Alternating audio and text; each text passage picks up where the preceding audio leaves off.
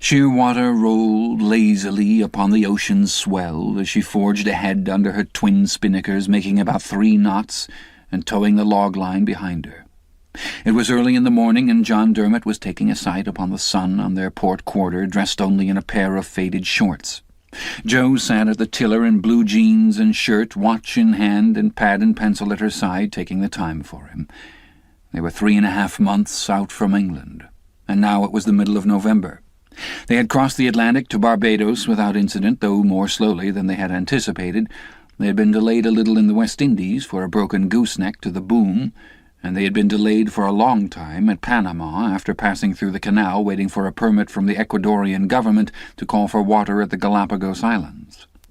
In the end they had sailed without a permit, had watered at Floriana without trouble, and proceeded on their way. They were 34 days out from Floriana, and all was well. They had not hurried on their way. 36 hours previously they had lain hove to all night rather than approach the island of Rayo in the darkness, their first landfall in the Tuamotu group of islands.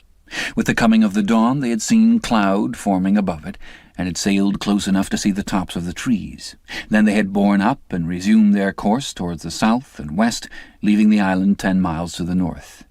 They would not set foot on land until they reached the island of Tahiti, more than 800 miles ahead.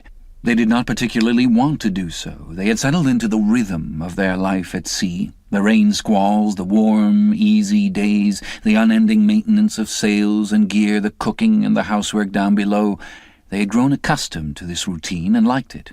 For John Dermot it meant full occupation and the way of life that he preferred. Shore life to him was now a matter of frustration and unwanted idleness. For Joe, this way of life meant a happy John.